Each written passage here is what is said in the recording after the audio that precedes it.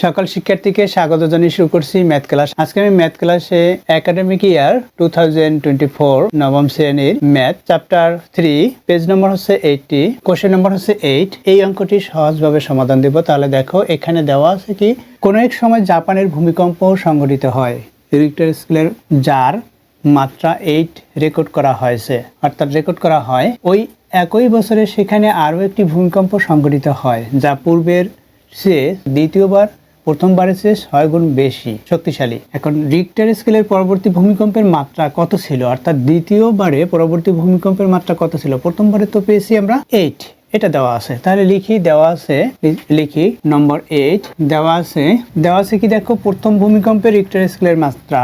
তাহলে লিখি দেওয়া আছে প্রথম ভূমিকম্পের রিক্টার স্কেলের মাত্রা।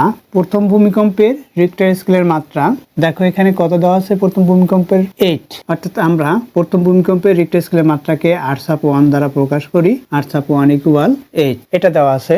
এবং দেখো ওই একই বছরে সেখানে আরো একটি ভূমিকম্প সংঘটিত হয় যা প্রথম বা পূর্বের চেয়ে 6 গুণ বেশি শক্তিশালী। তাহলে দ্বিতীয়বারের ভূমিকম্পের রিক্টার স্কেলের মাত্রা দেওয়া নেই, তাহলে আমরা লিখতে পারি মনে করি দ্বিতীয়, এখানে লেখা আছে যেহেতু, সুতরাং এখানে আমরা কমা ব্যবহার করতে পারি। দ্বিতীয় ভূমিকম্পের রিক্টার স্কেলের মাত্রা, এখানে 8/1 ধরেছি, এখানে 8/2 ধরি, 8/2 = x।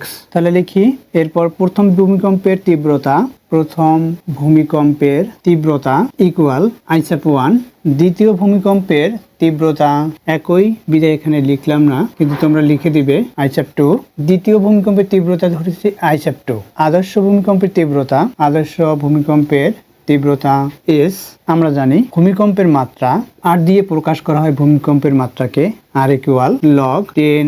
এখানে log sub 10, অর্থাৎ সাব আকারে লেখা, log sub 10 I/S, এটা আমরা জানি সূত্র। তাহলে লিখতে পারি প্রশ্ন মতে, যেহেতু আমরা সূত্র লিখেছি, এখন প্রশ্ন মতে এখানে দেখো প্রথম ভূমিকম্পের তীব্রতা হচ্ছে 8/1, এখানে 8/1 লিখবো। প্রশ্ন মতে এটা এই যে প্রথম ভূমিকম্পের যে মাত্রা যে দেওয়া আছে, অর্থাৎ রিক্টার স্কেলের যে মাত্রাটা, প্রশ্ন মতে এটা ইকুয়াল 8 হবে। তাহলে লিখি প্রশ্ন মতে log sub 10 8/1/s = 8। এটাকে আমরা 1 নং সমীকরণ মনে করি, এটা 1 নং।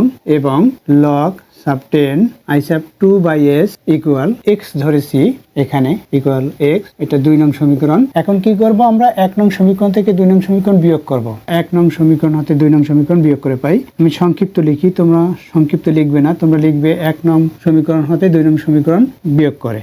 আমি সংক্ষিপ্ত লিখি, 1 নং বিয়োগ 2 নং করে পাই।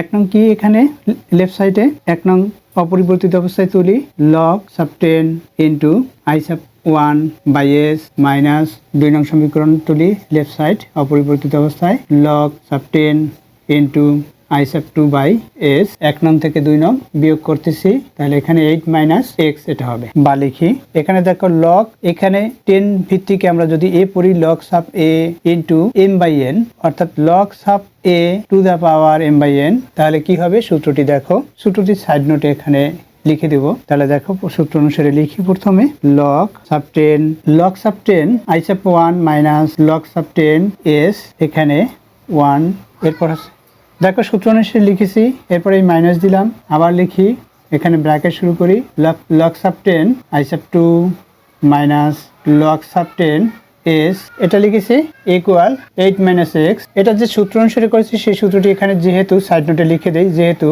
log sub a to the power m/n equal log sub a to the power m minus log sub a to the power n, এটা সূত্র। এই সূত্র অনুসারে আমরা এখানে লিখেছি। দেখো এখানে এই সূত্রটি অনুসারেই এখানে লেখা হলো। এখন কি করব, এই যে ব্র্যাকেট এখানে প্লাস সাইন আছে, অর্থাৎ ব্র্যাকেট তুলে দিতে হবে। তাহলে এখানে যে সাইন আছে, অর্থাৎ প্রক্রিয়া চিহ্ন, এই প্রক্রিয়া চিহ্ন দিয়ে এখানে যে 2টি পদ আছে রাশিতে, দেখো এই 2টা পদের প্রক্রিয়া চিহ্নের সাথে গুণ করব। তাহলে কি হবে সেটা আমরা লিখব। তাহলে লিখি, এখানে লিখি, বা দেখো তাহলে এখানে ব্র্যাকেট তুলে দিলেই হবে, কারণ প্লাস সাইন দিয়ে কোনো সাইনকে গুণ করলে এই সাইনের পরিবর্তন হয় না, যে সাইন আছে সেই সাইনই হয়। তাহলে লিখি log sub 10, এখানে I/1 মাইনাস log sub 10, এখানে s, এরপর কি এখানে এই মাইনাস সাইন দিয়ে এখানে গুণ করবে, এই মাইনাস এখানে প্লাস, প্লাসে মাইনাসে মাইনাস হবে। তাহলে কি হবে log sub 10 I/2, এখানে দেখো কি হয় সাইন, এই মাইনাস এখানে মাইনাস, মাইনাসের সাথে মাইনাস গুণ করলে প্লাস হয়। এখন এখানে log sub 10s, log sub 10s equal, এখানে রাইট সাইডে যা আছে তাই হবে, এখানে 8 - x আছে, এটা হলো। দেখো শুধুমাত্র এখানে প্লাস সাইন দিয়ে এখানে গুণ করলে সাইনের কোনো পরিবর্তন হয় না, অর্থাৎ অপরিবর্তিত অবস্থায় এটা লিখে দেওয়া হলো। এরপর এই মাইনাস সাইন দিয়ে এখানে গুণ করলে এখানে মাইনাস, এখানে প্লাস, প্লাস মাইনাসে মাইনাস লিখেছি, এই মাইনাস গুণ মাইনাস, মাইনাস প্লাস লিখেছি, এটা লিখেছি। এখন দেখো এখানে লগ সাব 10s আছে, এটা মাইনাস, এখানে আছে প্লাস, সুতরাং এটা থেকে এটা বাদ, তাহলে কি থাকবে লেফট সাইডে সেটা লিখি, এখানে লিখি।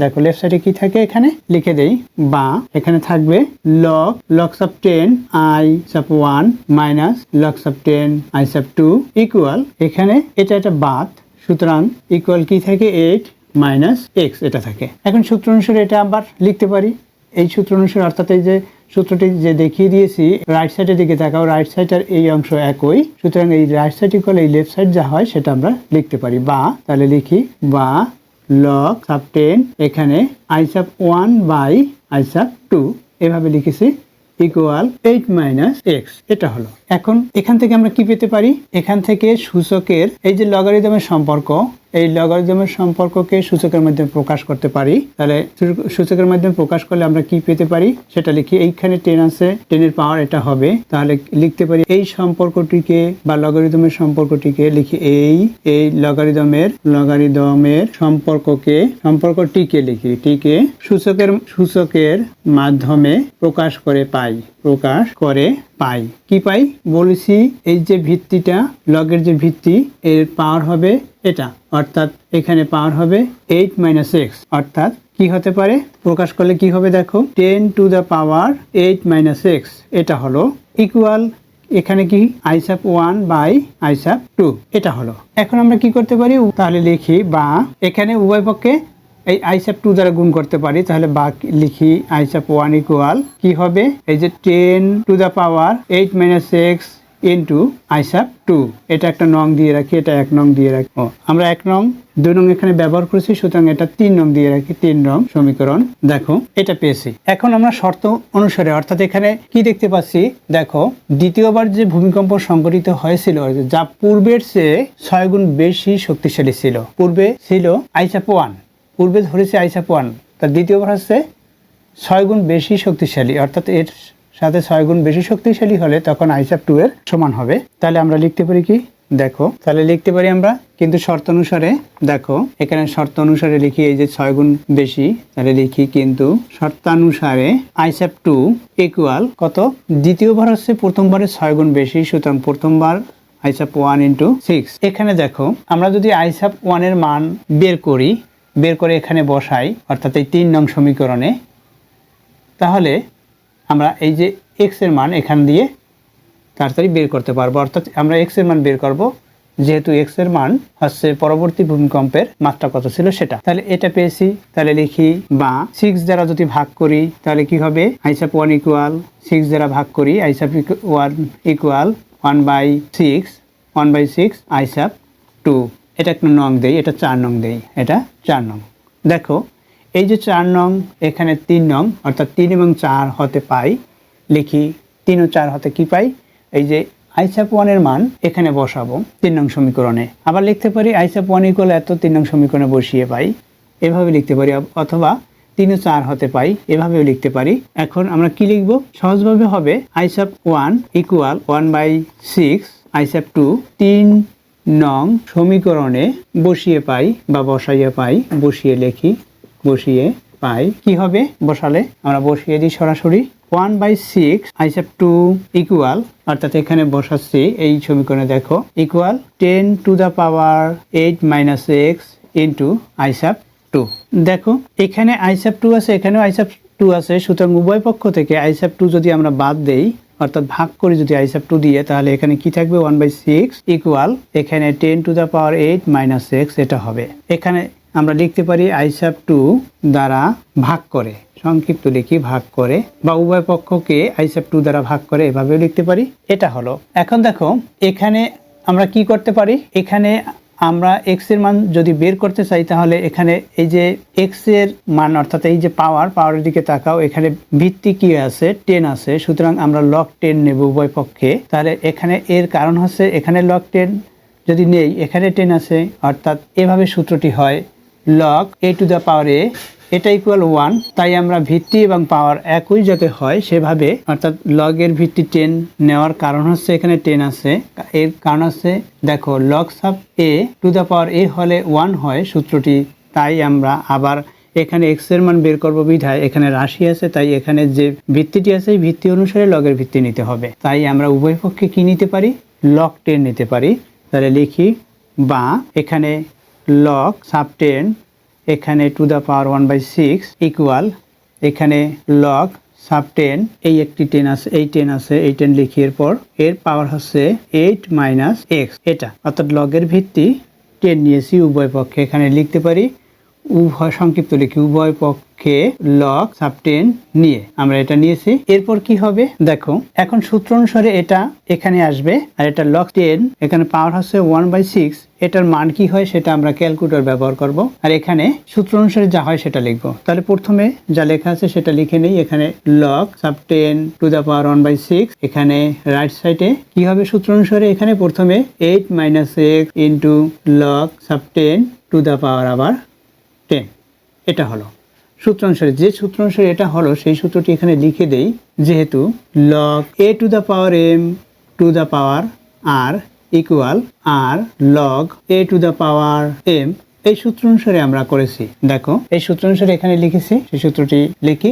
এখন এখানে কি হবে log a to the power a, সেই সূত্র অনুসারে তাহলে আমরা লিখতে পারি, বা এখানে আমরা ক্যালকুলেটর ব্যবহার করি। দেখো ক্যালকুলেটর ব্যবহার করি, আমরা এখানে ক্যালকুলেটর ব্যবহার করে পেলাম -0, অর্থাৎ log সাব 10 অর্থাৎ -0.778151250, এটা আমরা ক্যালকুলেটর ব্যবহার করে পেয়েছি। ইকুয়াল এখানে 8 মাইনাস x, এখানে ইন্টু, এখানে আমরা ইন্টু চিহ্ন দিতে পারি, log a to the power a equal 1 হয়। যে সূত্র অনুসারে এটা লিখেছি log a to the power a, সেটা এখানে লিখে দিই log a to the power a equal 1। এই সূত্র অনুসারে এখানে 1 লিখেছি, এখানে ডট ইন্টু দেই ডট 1, এটার সাথে এটা গুণ করি। এখন আমরা x এর মান বের করব। তাহলে কি হবে, গুণ করার পরে x এর মান যদি বের করতে চাই তাহলে এই x-টা পক্ষান্তরকে আমরা লেফট সাইডে নিয়ে আসি। তাহলে x এখানে ঋণাত্মক আছে, সেটা ধনাত্মক হবে, অর্থাৎ সাইন পরিবর্তন হলো। এখানে 8 রাইট সাইডে, এটা আমরা রাইট সাইডে যদি নেই এই লেফট সাইডের ডিজিট, তাহলে প্লাস হবে, প্লাস 0.778151250, এটা এখানে আমরা লিখে দেই পক্ষান্তর করে, আমরা পক্ষান্তর করেছি।